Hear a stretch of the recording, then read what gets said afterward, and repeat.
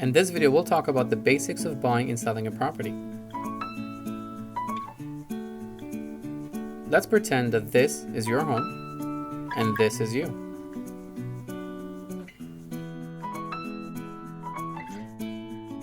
You decide to call a real estate sales representative to help you sell your property. Let's also draw the brokerage he works for.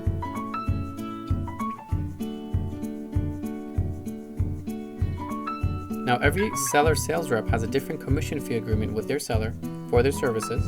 In this video, let's just say they agree on 5% of the purchase price. Once all required documents are signed, now we can talk about the MLS sheet. The MLS sheet is what every other real estate sales rep sees to learn more about a property that's on the MLS. This contains the asking price, number of bedrooms, washrooms, and many other property details. It also indicates the cooperating brokerage commission. In other words, if any other real estate sales rep brings a client to purchase this property, they will be given a commission fee. In this video, let's just say they'll be given 2.5% of the purchase price. Once the MLS sheet is created and is uploaded on the MLS, we can put the sign on the property.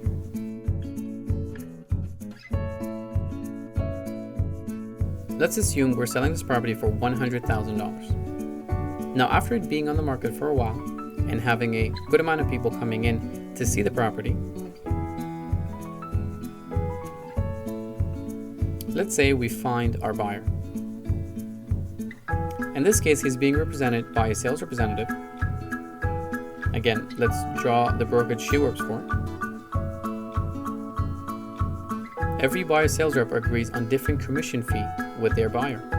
In this video, let's just say they agreed on 2.5% of the purchase price, or they could agree on as per MLS. This means the buyer sales rep is okay with receiving the amount of commission fee being offered on the MLS sheet. The buyer loves the property and tells his sales rep to present an offer.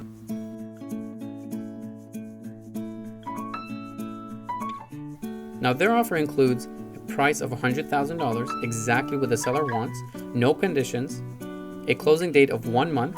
In other words, the buyers are asking for 1 month before the property is closed. I will talk about this later in the video. And within this month, they're giving us $5,000 of the purchase price now as a security deposit. The seller has no problem with the offer and decides to sign. The seller's sales rep now takes a deposit and hands it to his brokerage to be kept in the trust account. Usually, the day after the offer is signed, the seller and buyer will contact the lawyer if they already haven't done so. From this point on, the lawyers pretty much take care of everything up to the closing date. In order to complete this transaction, everything takes place on this day. Let me explain. The buyer will pay the remaining $95,000 plus his lawyer fees and other costs. Then it gets transferred to the seller's lawyer, and finally the seller receives $95,000 minus his lawyer fees and other costs. Now, the ownership of the property is transferred to the buyer and the property is considered closed. Now, what about the real estate sales reps? The seller brokerage already has the $5,000 deposit, so from that the seller's sales rep gets paid 2.5% minus brokerage fees. As stated on the MLS sheet, the cooperating brokerage gets paid the remaining 2.5%. Now, the buyer brokerage pays the buyer sales rep the 2.5% minus brokerage fees. This is just a simple example, free of any problems or complications. Everyone walks away happy. That's the ultimate objective of every real estate sales representative.